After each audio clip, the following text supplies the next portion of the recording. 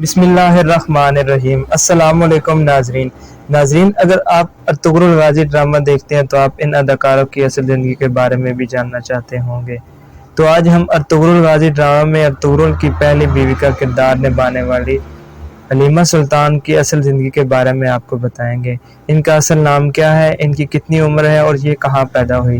مگر اس سے پہلے اگر آپ ہمارے چینل دی ریلیکسیشن 93 پر نیو ہیں تو اس کو ضرور سبسکرائب کریں تاکہ اسی طرح کی مزید انفارمیٹو ویڈیو آپ تک پہنچ سکے۔ تو شروع کرتے ہیں آج کی ویڈیو۔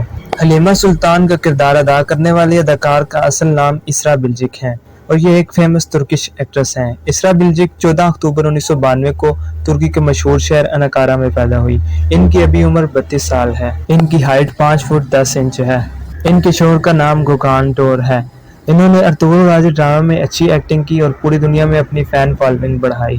اسراء بلجک کا ترکی اور پوری دنیا میں مشہور ہونے کی اصل وجہ ہی ارطغرل غازی کی بیوی حلیمہ سلطان کا کردار نبھانا بنا۔ اسراء بلجک ایک مسلمان ہیں اور ان کے انسٹاگرام کے 8 ملین پلس فالوور ہیں۔ انہوں نے ترکش ڈراموں میں بہترین اپنی صلاحیتوں کا اظہار کیا۔